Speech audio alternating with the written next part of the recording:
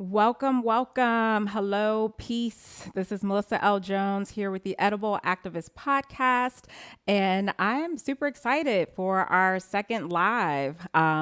Super stoked.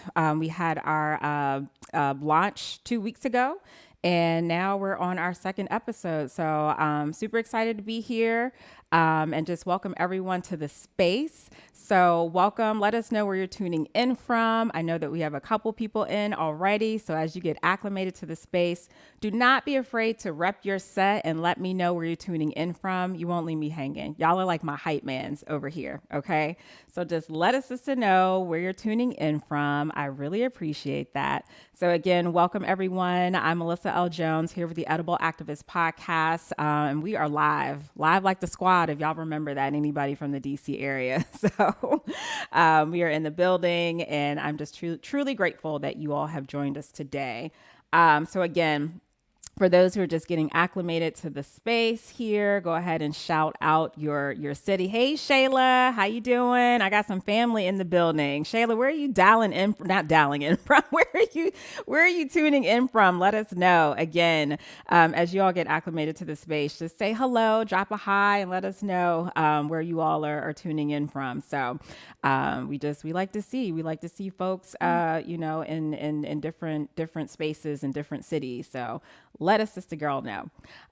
So also what I want to do is shout out any edible activist alums. So if you are an alum, and you have been on this show before, like, let me know. I love the representation. I love, my folks who have been on this show before, who are showing up, and supporting me as always. And so if you've been on the show previously, just let me know that you're here. And I just want to acknowledge you. I got to acknowledge all of my edible activist alum in the building. So again, if you're joining us, rep your set. Let us know where you're tuning in from, your city. I don't care if you're in the backyard, in the south, you're in the side yard, wherever you are.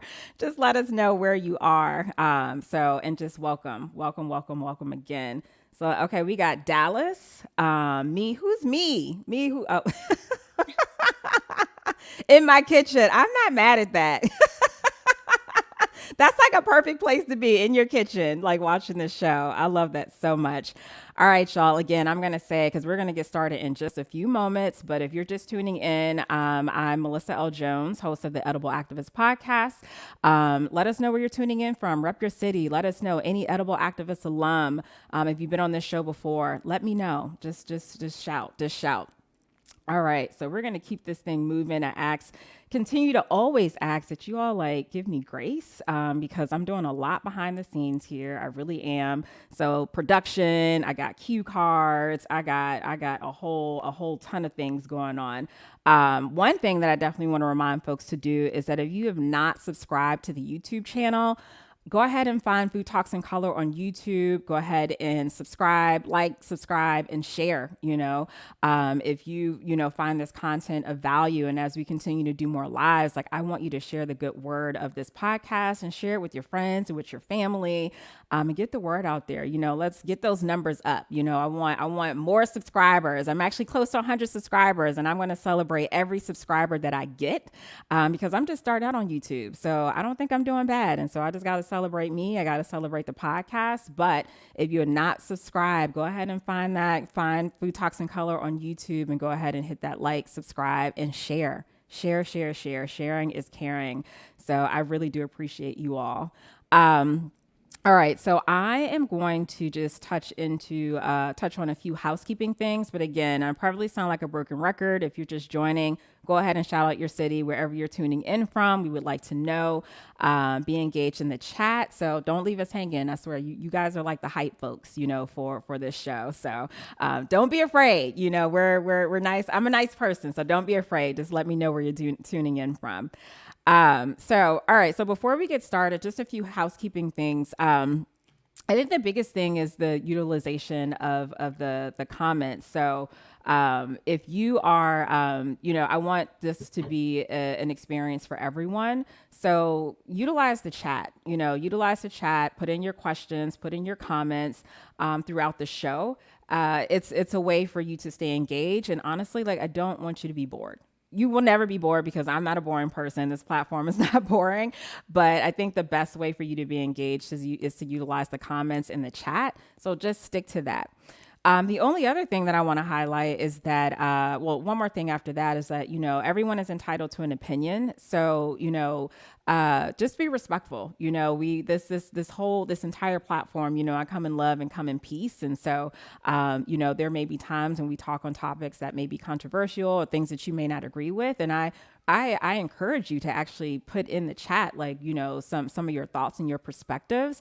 But I also ask that you just be very respectful and mindful of other people's opinions and views as well. So again, continue to use the chat feature, to drop in your comments and your questions. Again, hype us up. We want to know how we're doing, and again, just that is going to be the place of engagement.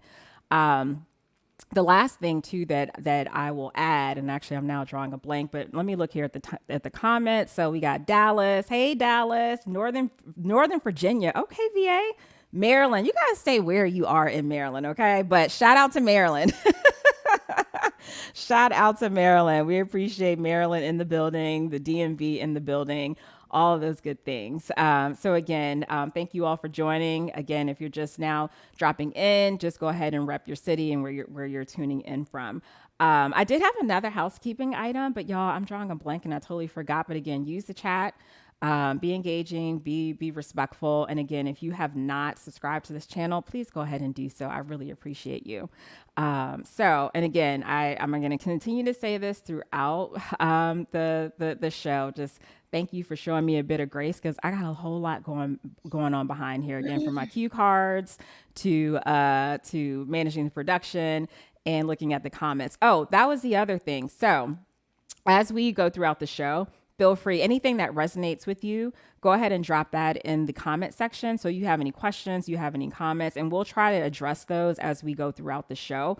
We will reserve space at the end of the show as well to answer some questions. So I just want to let you know that. So don't be shy, don't hold back, don't think that you can't drop your questions and comments in as we are going, as we're hosting this interview. So that please use the comments section to your leisure. And so, but with that said, we're going to dive in. I'm super excited about this second live episode. And if you all tuned into our launch a couple weeks ago, you would have saw a very special guest and dear friend of mine who actually made an appearance and pretty much showed up for your girl. And so I'm I'm elated to have her back on the show. And there were some things that she actually said on the show that I had never heard before. Someone who's been her friend in this space for quite some time. And we're going to dive into that in just a bit. One of the things that I learned is that, before she left DC and moved to back to Cleveland, that somebody had ruined her collard greens here in DC. And it was very traumatic. And I was like, wow, like, I've never heard that story before. And so this is a first reveal exclusively on the Edible Activist podcast. So again, I'm elated, super excited to have my very dear friend and activist back, Jennifer Lumpkin, who is the founder and principal of My Grow Connect. And really, I mean, it's a resource platform. And those three words actually tell you everything that you need to know about her platform. And that My Grow Connect. I mean, Jennifer is a connector. She's a community organizer. She's a voter rights activist, an activist in her own right in so many different ways. A grower. When she was actually here in DC, she participated in a farmer training program. And so, I mean, green thumbs all around, brown thumbs all around, really. Brown thumbs all around for sure. So I'm super excited to have Jennifer back on the show, and we're gonna dive into a few things. And so, without further ado, I'm going to bring Jennifer on. There she is. Hey. Hi, Jennifer. What's up? I love that introduction. Brown thumbs all around. Yes. Brown thumbs. Yes, I think that's a thing now. I'm sure somebody has said it. Thing. Yes. Friend, I'm so happy to have you back. Thank Happy you to for be making back. an appearance on my official launch a couple weeks ago, and to have you, back on the show, and to share more. You're always sharing. Not only, I mean, you are a resource, and your platform is a resource, but you're always sharing. The other thing too that I want to drop is that Jennifer's been on my show before. Before I decided to go, do live shows. She's been on my show before, so as we get started into this conversation and this dialogue, I need y'all to check out episode 80, okay? Because that's where you get like a much fuller version, where you'll get a much fuller version of Jennifer's journey, her food journey, her origins, and it's just a beautiful story. So again, I'm gonna be dropping that number throughout the show, but check out episode number 80 on the podcast Edible Activist so you can get a much more fuller version of Jennifer's story.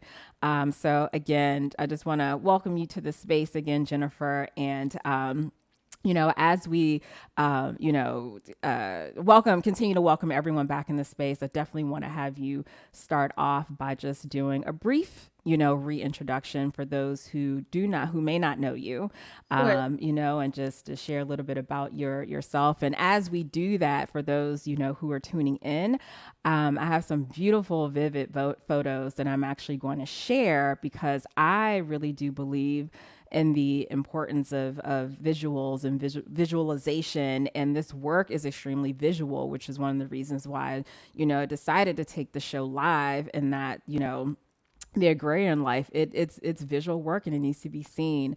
And so I hope that you all appreciate these visuals as much as I do, as Jennifer walks us through a bit of her introduction. And I'm going to be quiet and get us set up over here and let you have the stage. Thanks, Melissa. So yes, I am the founder of Micro Connect, and essentially it started off as an online platform, but since I've essentially moved into the role of a facilitator, a connector, a strategist, and my work recently has been more focused on environmental and agrarian connections, with Micro Connect being essentially that conduit or the name or title that I move under. However, a lot of the work that I have done in the past has been community organizing, grassroots criminal justice work, as well as voter engagement and directing strategy in Northeast Ohio. So much of what I did in DC, it pretty much translated from the soil to the movement that was necessary at the time when I came back to Cleveland. So the images you see here right now is my work with a campaign called Participatory Budgeting Cleveland. And participatory budgeting came directly from Brazil's practice in the 80s to allow folks to have a way to participate in their government outside of just traditional voting. And my way of really advocating for my farmers and my people while doing the facilitating of that practice was to wear my Pay Black Farmers t-shirt. I actually was on the news that day, and a lot of people saw that shirt and they were like, oh, I think I'm familiar with Tall Grass Food Box. And I was like, oh, really? Well, check them out on IG and follow my Grow Connect. But it was a chance for me to be able to integrate something that I really feel strongly for, which is sovereignty for land, food, and our systems to sustain ourselves. And that's essentially what Micro Connect is about. And that's what I'm about. But it always materializes in different ways as a community organizer. So like Melissa said, I did not own my own land when I was farming and growing in Maryland and DC. But when I moved back home, my primary goal was to purchase my own land because of something specific that had happened during my time in DC. And as an educator who had, after school programs throughout the city, Southeast, Northeast, I wanted to reinvigorate that sort of education and coaching. And that's where the Inheritance Growers series came from. And so this is sort of like an illustration of how I took a front yard that was all grass in a neighborhood that is all about the aesthetics. I live in a historic neighborhood, so this yard is very different from what a lot of folks are used to seeing, but it's a way for me to again bring my roots back to where I call my nest, my home, and really try to show people how you can grow and use different resources right around you to cultivate in the way that's most true to you and the environment that's around you. So that's where I'm at now. And Thank you for that. look at those antique roses. Aren't they pretty? I actually inherited those from a friend um, last year, and they're thriving. Those are beautiful. And these the some of the photos that I am showing, I just definitely want to give credit to Midwest Created LLC for these wonderful and beautiful and rich photos. And I love all these shots of you, Jen. I really do. You in your element. This is you in your element for sure. And those rose petals, I actually put them in my tea with my lavender. Here's some of it that I actually harvested outside. Sweet. Um, I love that. So you like infuse them in your tea or just kind of like drop the petals in? I dropped the petals in there. Yeah. And they actually become translucent. Um, so it's kind of cool, to see how the petals themselves sort of like dissolve a little bit into the essence. It's Mm. and I actually served this during Black Birders Week in June, and the attendees of Black Birders Week were like, they really enjoyed it. Having something that was locally grown and sourced and brewed, and it's an experience where you're having a relationship with nature, to be able to consume something directly from it is always a vibe. Always a vibe. You better say that. You better say that. A vibe. Well, Yeah. I'm going to go over to this last slide, which I started with this with the beginning, but I just want to just sit here because this is a very special photo. Very special photo that I want you to speak to before we really, really dive into our conversations. And just warms my heart to see it, but I want you to speak to it or a bit with the audience. Sure. This is my grandmother, Amy Lee Lumpkin's peach tree that she has in the backyard of her home. And that peach tree, for me, is a reminder of Georgia, where she moved from when she came with my grandfather to Northeast Ohio in the 60s. And she's always reminding me of where we came from through what she grows.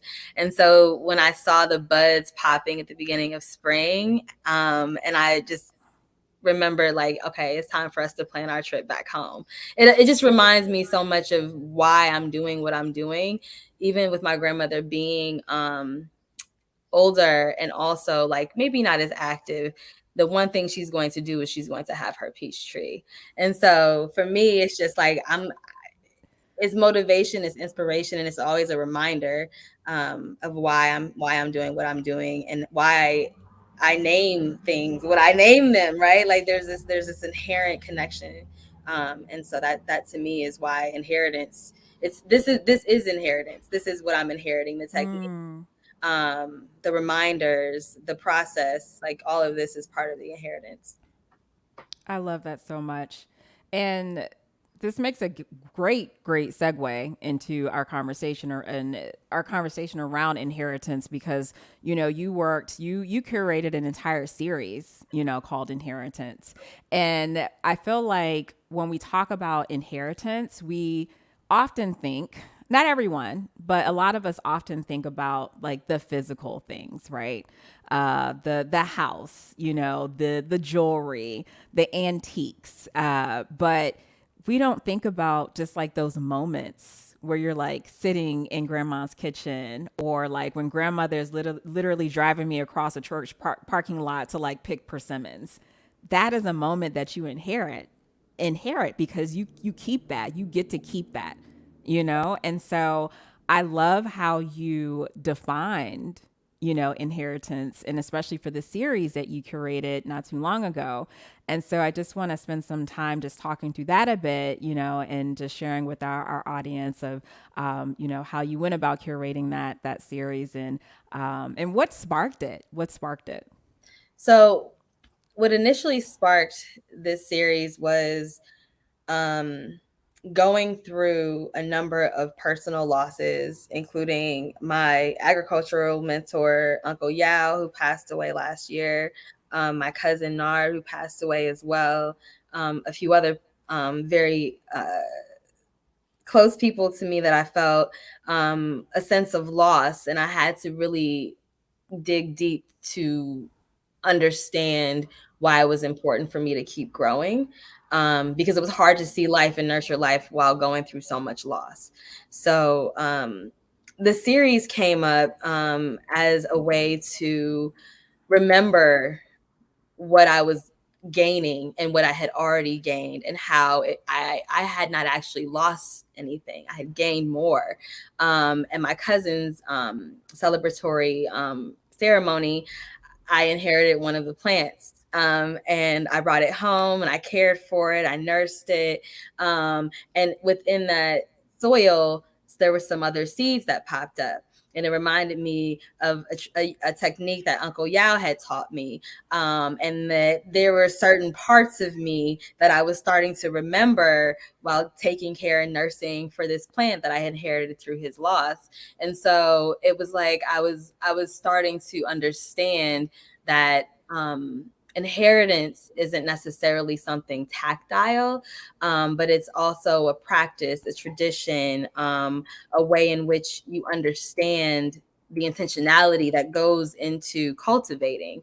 And so that's something that I felt was important to really translate after going through certifications for being a beginner farmer and a master gardener. There were just these elements that were missing, that weren't being fulfilled through this time where we're all experiencing so much change and transition. So that was my way of creating something in honor of them, but also speaking to this element that was just missing in what we call like agriculture and horticulture.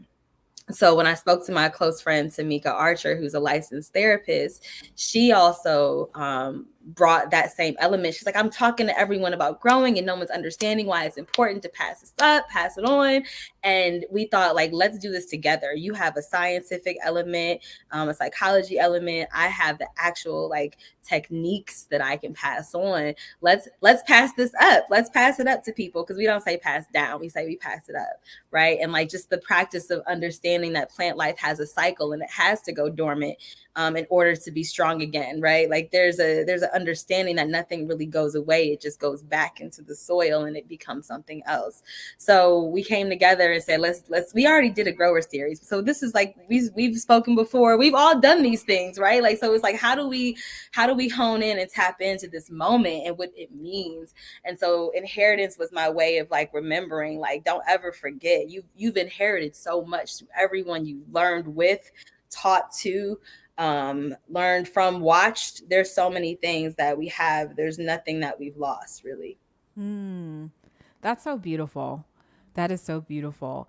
I can tell you, I have been so very intentional about capturing the moment around elders, more specifically.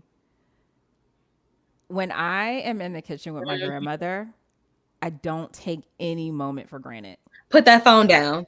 Put that phone down. Unless you're taking a picture or you're doing a video, like with Granny. Yes, Like, yeah, I know. because I'm like, I mean, God bless my grandparents and my family, but I'm like, I know that I will not have this forever in the physical realm, right? Right. But to capture the moments, I mean, she could literally, my grandmother and I, some of my family's in the chat who's like literally shout out to Mississippi, Texas, they show up for me and they know we all love grandma. We all love Grandma Catherine. And just I can be sitting there and she could literally just be like, shredding greens. My great grandma used to snap peas. My Ruby Holland used to snap peas. That was what we used to do, and get butter beans. Like that, I remember the sound. You know what I mean? Yes. Those are things that I remember, and the way she did it. Yes. You're not gonna Yes. look that up in a cookbook. No, Like like it's you not gonna show you. Yeah. I tried to ask my grandmother. I'm like, Grandma, because I want to. One of the things that I want to inherit is, Mhm. I want and have a keepsake or whatever you want to call it. Like, I want her handwriting.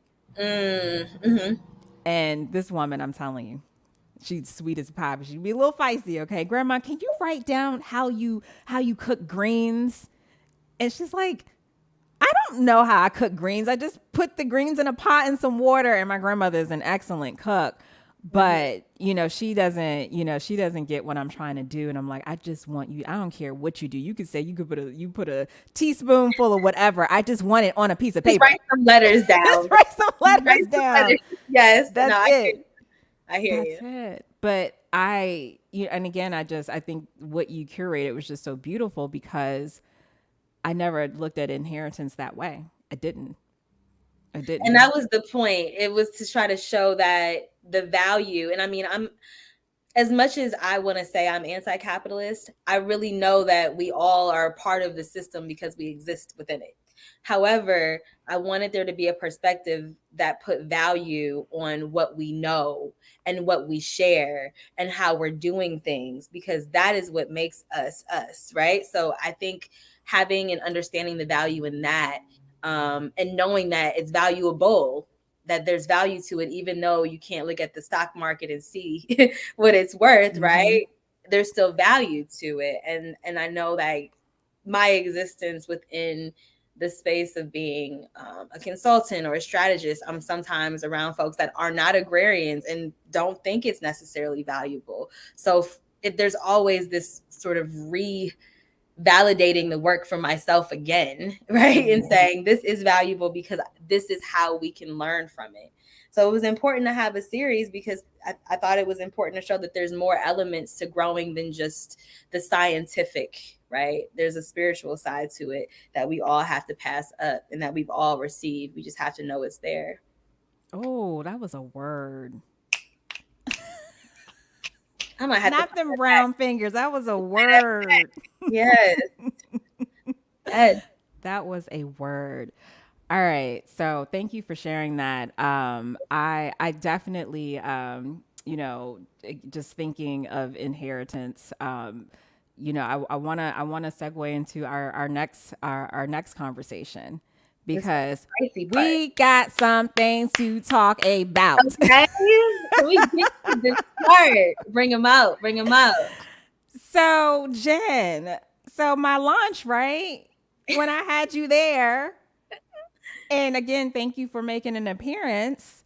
Of Jen course. was like, yo, before I left DC, somebody messed up my collard greens. And I was like, mad.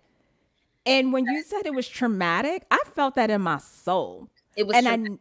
I know it was traumatic for you because you didn't share. Like I didn't know. And I'm a sharer. I And share. So the fact that I didn't say anything the is an indication that it was severe. It was it severe. it was severe. And what you said right behind that, you said, because of that experience, I will never grow on anyone else's land that I do not own. And I said, whew. And it's so interesting because it can be challenging to get land that's not your own and have it leased. So like everything lease, lease, lease. What? Why? And I know now why. I know now. I know now. So yes, those were my words, and those are my words. And I know they say never, but I'm saying it. I will So figure. and even if you and I get that. And even if you even if never is like the opposite, you do I get what you were saying in that moment. Like, Mm-hmm. and that was in that moment literally. And you probably still feel that way, like never again. Yes. So, two things before I let you really tell the story is Okay. that, first of all, this is not the first conversation that I've had specifically with a black grower whose crop has been, let's just say, touched and shouldn't have been touched. Let me just say that. So this isn't my first conversation. I haven't had many. So let me just be very clear. I have not had many, but this is not my first. It was interesting. So I'm actually interested to dig into this a bit, pardon me, further with some other growers. Um, the second thing, I just feel like when you said that, I just felt like it was the equivalent of like, don't touch my hair either. Like, Mm-hmm. as a black girl, like, don't touch my hair. Like, don't touch my stuff. Like, do not, do not. Mm-hmm. What happened? Okay, so here's the story. And Shayla said, "Do you have a green thumb like Gma?" I think you kind of sort of do have a little bit of a green thumb. Who do I have a green thumb? That question's for You me. Where Yes, is she, you man? do. Oh, it does. She's putting me on the spot. Okay. Out Do there. you have a green thumb like grandma? You know Out what? there. I've spent a lot. I've had the pleasure and it's been a blessing to spend a lot of time with my grandmother over the last couple years, and I think I'm getting there. She has taught me some things. Okay, she's taught me some things, and I remember all of her conversations, and I can easily call her and be like, "Girl, what I need to do."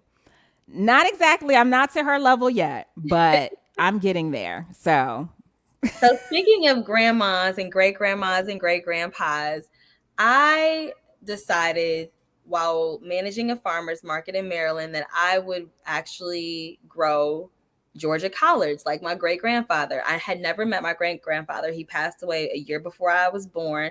However, I did know my great grandmother throughout my life until my late 20s. So I wanted to grow something that he grew well because I knew I would be able to grow well. So I grew these Georgia collards because no one else was growing them. That I had met or had hired to have a stand at our farmers market. So I'm like, oh, great. We're already growing ethnic crops at the research farm in Beltsville. This is my ethnic crop. This is the crop that is close to me in many ways. I know how to grow it. It grows well here. So I actually purchased a plot of land for lease on Blair Road, and it was actually a victory garden. So technically, you're not supposed to grow and sell. However, there was nowhere else to grow for a Black grower in the area. So outside of my own balcony, I was growing more collards to supplement.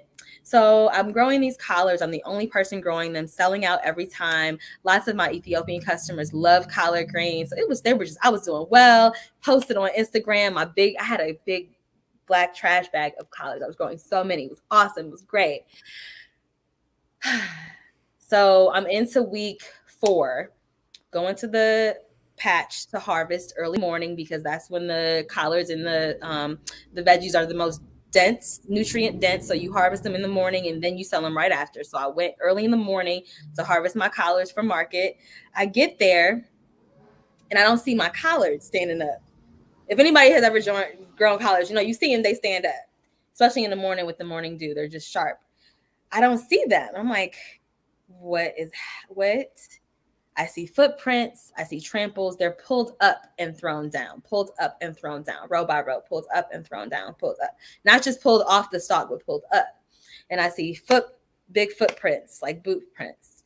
And I call a fellow grower who was actually working with me on this crop. And he said he hadn't been there. And I believed him. And I realized I didn't have any more collards to provide for the market. And this is when I was also doing Pretty Brown Girl Pop, which was like a pop-up market. It was a collective of pretty brown girls doing their thing. I was the farmer. So this was like my main crop outside of my other East African crops. So I was pretty distraught, but then I also realized I hadn't really told people where this was, right? So it wasn't like a lot of people knew. Only people who knew were the people I was at market with, the people I was working with. But that was a lot of people because it's a lot of people that you interact with, through this whole process of going to market, selling at market, communicating with folks. So that experience left me feeling like I had no control and I had no way of trusting or knowing who I could tell. It was like, I can't really tell anybody because if I tell people, then I won't know who knows. So I didn't tell anyone, not even him. Shayla said disrespectful. Absolutely. Yeah. This was intentional. So when you Yeah. first mentioned it, so when you said ruined, to me that meant a number of things, right? But obviously, I'm. This is my first time hearing the story, right? This was an intentional thing, like someone to uproot your crop and it's just thrown, tossed. And they took the time to do it. Like they actually took the time to do it when they knew I wasn't going to be there. And it's just kind of, for me, that let me know that I had to have more control. So now on my own property, I have my surveillance, I have my protection. I'm very vocal about that. I have my friends that I have on my hip, but I'm happy. I'm happy because I feel like I have more control. Now, does that mean that nothing will ever happen? I mean, that's, there's pests, there's everything. There's so many different things I could, but however, I feel much more secure knowing that there's sovereignty in the place that I'm growing. And so I feel better about that. I feel more at peace. And that's something I didn't have there because I didn't have any control over all of these external places that I could only lease or, borrow. And that's a tradition that unfortunately my great grandfather was locked into. He was a sharecropper and he didn't really have control. And that's something I didn't want to inherit, but I wanted to learn from. And I think I learned Mm. that lesson after that experience of growing what he grew. It was like I went through the kind of a similar thing that he went through, but it was like I had the option to make a difference in how I did things. And that's what I don't think he had at the time. Wow. Wow. Wow. So when we talk about land ownership, and thank you for sharing that, and I'm just still stuck. So as you're talking, I'm I'm there, and Mhm. I'm just imagining this and seeing your crop just thrown all over the place, and I see the footprints, and I'm like, damn, sis, were they mad at you? Were they like who, y'all? Oh, what's up? What's up, Trey? My homeboy Hood Honey's 216 is on. Hey Hey, Trey, I love it. I love Hood Honey 216 in the building. Trey. Dang, he has really good honey. I haven't tasted it, but everybody tells me because he can't save any for me. But that's what's up. Oh, we need some of this honey, Trey. I Flying love off the- honey. this is it's like already spoken for, so it's like everything's good. But hopefully, I can get some. I'll pay up in advance, Trey. Okay. All Please, right. All yes. right. Um, So when we talk, so talking land ownership, right? Because again, you walked away and you said, you know what, I'm never, and I probably would have felt the same exact way, mhm. and it just makes me wonder who else has these stories as well. It's just it's just a question mark. Who else has these stories? But when we talk about land ownership, and for you, some of the important points that you definitely hit on, during the last live is that you, whatever that looked like, I mean, whether that was owning your own house, having like your own literally plot, something that you own, like whatever that looked Right, like. Can you just talk to that for a bit? Because, we have, there, I mean, there are collectives out here who are buying masses of land. And I think it's a beautiful thing. Like we know some of them, right, in here in Maryland, like a beautiful thing. right, But just for, just speaking to, that one person that feels like, I can't buy tons of land, but, I feel Jennifer. right, So what can that look like? And like you said, owning my own house or, maybe, going through a certain program to like, buy right. a lot or something like that. And I think that's important to share and to It note. is. It is. And there's different programs in different cities, and it can look very different, like you said. So there are folks working in collaboratives and cooperatives that go in and purchase land together, right, through a land bank. And through a parcel system, maybe through their county, through vacant lands in metropolitan areas, or purchasing a building that could be used for processing. There's different parts within agriculture that we all need support in. So growing is just one aspect of that, but you can also buy facilities that are being left because businesses are changing or hands are changing or distribution, for refrigerated trucks, right? We need that to be able to distribute. So it could look many different ways. If you're not necessarily in a position to purchase land, there are other assets to agriculture that can be purchased, but it can also look like growing in containers. It can also look like windowsills. It could also look like upcycling different things like tires, which we know we have plenty of. Some people use that for mulch. I've seen it in different gardens. And there's different things that I've done, like with the sweet gumball trees. So we have tons of sweet gumball trees that grow around our neighborhood. And instead of buying mulch, I use those as a way to mulch naturally because it actually holds a lot of moisture, but it also keeps pests from going over them because they're spiky. So there's ways to also do things in a more mindful and authentic way that's natural to the place around you. So it might not look like owning land. And also, if you don't necessarily want to own something like land, there's also people who are looking for ways to invest physically with them, right? There's intelligentsia that you may have on the administrative side. A lot of us growers may be really strong in working in the soil, but when it comes to that admin, we might need some support. So if you have some ways in investing in agriculture and people growing that could look different, right? That's also helpful. But I think, like you said, Melly Mel, there's so many different options and ways to look at it.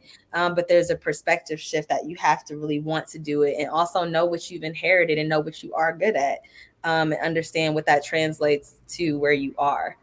There's some discerning that has to take place. Oh, absolutely. Right. Discern someone. I'm not all the way discerned yet, but Right. I believe in staying in my lane. I grow half my plants in jars like this. I really Yes. have them in jars and in vases. I raise so many plants in vases and jars inside, without using soil. So there's different things you can do to grow where you are based on what you have and what you're good at. No, and you know it's something too.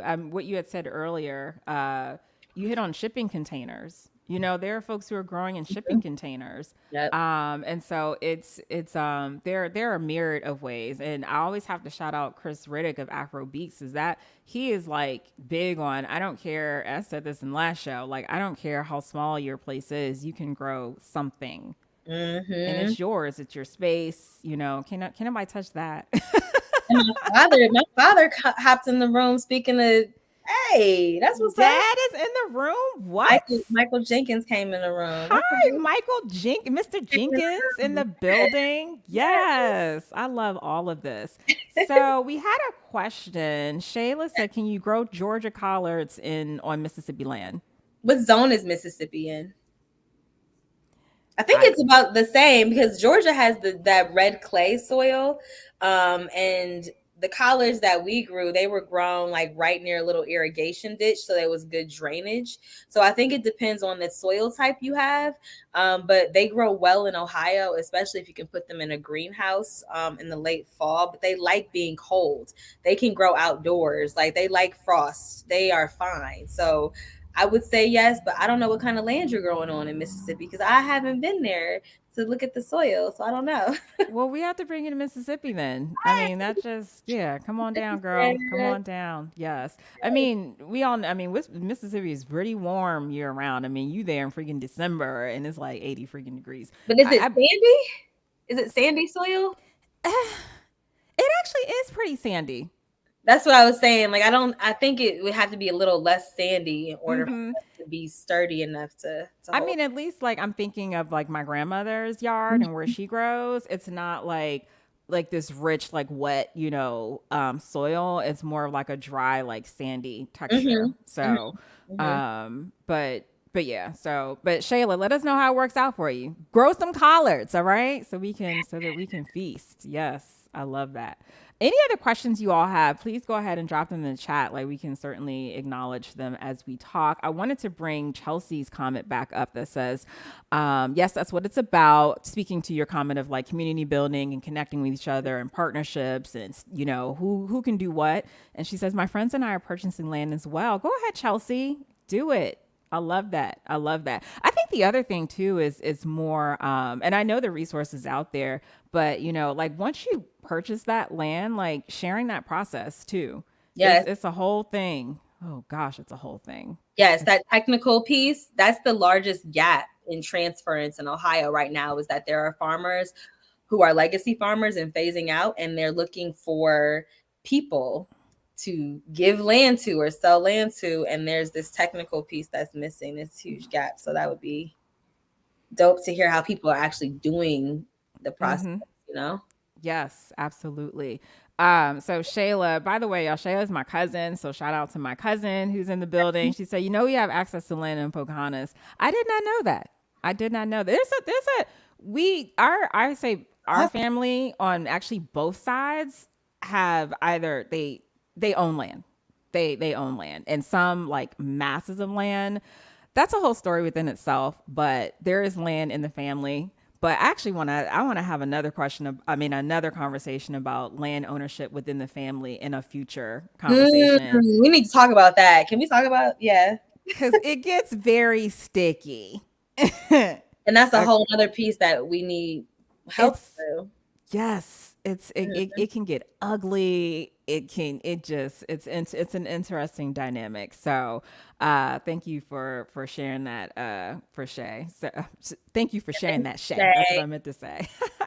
Let's see. Dad said something in the chat. What did Dad say? Tell her to add clay and peat moss to the soil to stiffen it a little. I will. okay, he just out here giving all the tips. So he'll be facilitating the next inheritance series. Okay, he'll be there. What is peat moss? I don't know if I heard of peat. What is peat moss I've anyway? actually never used peat moss.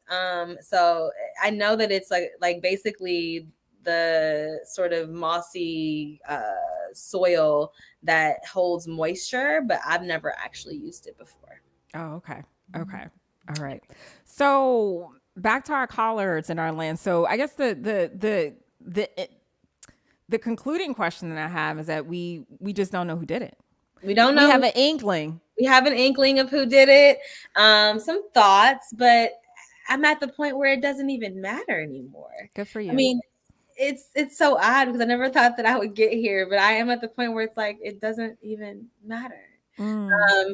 And now that I'm able to grow what I'd like to grow, I have to kind of figure out how I'm going to do it differently here because I have so many groundhogs and they love collards. So they're my competition right now. I think that's what Shay said that the groundhogs are eating her collards up here. They are a trip. I mean, they are voracious. They eat everything green that they see that's a leafy green. So I couldn't grow kale without putting it in the greenhouse. Same with collards, had to put it in the greenhouse. And yeah, the groundhog, I'm gonna have to make friends with them somehow, some way, and give them some or other crops to eat so I can actually grow some greens, some leafy greens successfully. Whew, you got this. You got this. You got this. Thank you. Oh my goodness. So we are coming up on time, y'all. So I again, Jen, thank you for sharing this story. Yes. Again, when you shared that in the live, I felt it in my soul. Y'all, I'm going to encourage you. If you guys have any questions or any comments, any further questions or comments that may have resonated with you throughout the show, feel free to drop them in now because we can take a few moments to answer those questions. But I am so glad that you are at peace. I am that. Um, Yes. And I have a really good community of growers and farmers and agrarians here in Cleveland that I've recently had the honor of going to the state capitol with. And so I'm looking forward to having everyone visit us in Cleveland. Ag Noir, we're going to be here for a minute. So visit us, check us out. There's a lot of great things happening. So That is awesome. That is so awesome. Jen, thank you so much for being on the show. I appreciate it, but I'm not going to let you go because I do have one concluding question for you before I wrap out. But I'm going to say a few things, y'all. So, a few things, again, just as a reminder, if you have not subscribed to Food Talks and Color on YouTube, please do that. Also, like, if everyone on here just like shared it with a friend, that's like, another like few subscriptions that I have. Okay, so if this content resonates with you, and if you just want to learn more, like we are going to dig in more during these lives. So just go ahead and find Food Talks and Color on YouTube and subscribe to the Edible Activist podcast. I would appreciate you so very much. So I just want to send that reminder out to you as well. Also follow me on Food Talks in Color on Instagram, Twitter, and Facebook. So if you are not following me or the platform, please go ahead and find us there. And we'll be posting snippets actually of this live on social media in the coming days. But you can also find it on YouTube right after the show concludes as well. So again, if you're not following, go ahead and look up Food Talks and Color on Instagram, Facebook, and Twitter. And we appreciate all of your support there. Again, thank you for extending grace to me. Again, there's a whole lot going on here in the background, and I'm hot, y'all. These you're doing a lights, great job. You're doing a I'm great job. hot. I think Shay B said, "How long have you been growing?" Uh, so I've been growing since about 2011 as an adult. As a child, I grew with my grandmother. My pretty much from birth through teen years, I would say. But it's been about 11 years as an adult that I've actively grown in either community gardens or my own garden. So it's been a minute. And she be out in them garden streets, y'all. Dude, I really do. I really do. I I love used to get all my produce from all of it. Jennifer before she left. And I was like, oh my, I mean, like hot peppers, greens. I look forward to my goodie. That's what I call a real goodie bag. That's I what you can, call. Don't give me some like phony. That's what I call a real goodie bag full of fruits and vegetables, you know, locally grown. I was really growing a lot of different things. I've really narrowed it down to like very specific things now, but I miss having everything. I was doing the most. I was doing the most at that time. I'll get back to doing the most again now. No, you were experimenting and you were having fun while doing Everything. it. So that's the Everything. most important part. That's the most important part. The other thing that I want to shout out you all is that the next live. So I'm doing these lives every 2 weeks. Okay, starting out every 2 weeks for the summertime. We'll definitely, and I'm actually thinking about doing some lives in between as well. But you can look forward to the next live on Monday, July 11th, same time, 7:30 p.m. Eastern time. Eastern, okay, Eastern, 7:30 p.m. Eastern time. So look out for notifications on social media. You can actually save those notifications to get notified for the next live, and so that you don't have to go through all the trouble putting them in your calendar. So just again, the next live would be July 11th at 7:30 p.m. Eastern time, and so we will see you all there. My last plug before my very final question for Jennifer is that I'm on Patreon. And so I really appreciate your support. It is a platform that actually supports creators like myself so that we can continue to do this work.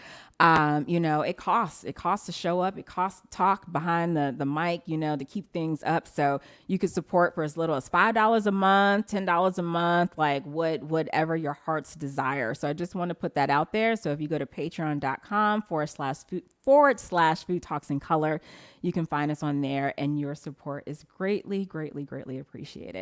So again, Jen, so thank you again for being on the show. And I have just one concluding question before we close. Sure. And that question is, and I really want the audience just to, and actually, let me go back into the comments because I'm like juggling over here. Yeah. Shay, How can you keep groundhogs out? I've actually done everything that I could possibly do. Broken glass was the first thing that I heard of. Then the traps, the metal traps. Then the bombs that you smoke bombs to smoke them out. Nothing has worked, Shay. but Shay says I'm trying not to get a shotgun. I actually did that. I did that with the air rifle, and it wasn't strong enough. So I haven't used my actual Springfield, but it's illegal here to kill them. So you can't kill them. You can just trap them and then let them go again. So Well, yeah, because aren't they the ones to tell us if we're having a winner or not? Like, right. So getting rid. I don't know what she means when she says getting rid of. How do you get rid of? I'm I like, think that's what she's saying. Try not to. Well, yeah. Other than like, if you ain't shooting them, I don't know, Shay. Like, I wish I could answer that question. oh my goodness gracious, y'all are hilarious. Y'all are absolutely funny. Oh my goodness gracious, y'all are funny. Well, Shay, much luck. Poison. Good grief, y'all. No, Right, exactly. no. That's what I'm saying. I'm trying to avoid all of those things. Oh gosh. Well, Dad said I have used Irish Spring soap. So are you just like hanging soap, or are you like sticking it? Like, what are you doing with this? Yeah, see, I don't I'm know. having Dad on the show next time. Okay. Yeah, we need to just bring him on so he can give his tips. Yes. I'm gonna have Yes. to do a little tidbit. Shay says she's getting that soap. You go, girl. Okay. Let me know how it goes. Oh my goodness. Y'all are funny. Y'all have definitely made me laugh today. All righty, Jen. So, Jen, what is one edible act that anyone can do Mm. after listening to today's live? No matter how small, how big. Prioritize and protect your peace, because the way that we cultivate determines how we consume and what we consume. And what we consume determines and dictates how we cultivate. And protecting our peace, making sure that we feel protected, comfortable, safe, and that we are contributing in the best way and living to our full potential is what I think should be going into everything that we're growing in every aspect, tactile and spiritual. So protecting and prioritizing your peace, and taking care and protecting what is most sacred to your existence, I would say, is what we have to do as edible activists. Oh, goodness gracious. A word. Yeah, I've been thinking about. You can tell I've been thinking about it for a little bit now. Like this is really important. That is Um, a word. That is a Absolutely. word. I love that. All right, y'all. Thank you all so much for tuning in. Again, this is your girl, Melissa L. Jones, here with the Edible Activist Podcast. I appreciate y'all in the chat. Y'all were like lit. We learned some things about the soil in Mississippi and how to add peat moss and all these. Yes. Yes. And then Shay says she's going to go get her soap. Like, goodness gracious. All right, y'all. So we're going to see you back here on Monday, July 11th at 7:30 p.m. Eastern time. In the meantime, you all protect your peace, grow something, eat something healthy, and I will see you all next time. All right. Thanks, Peace. everybody. Peace.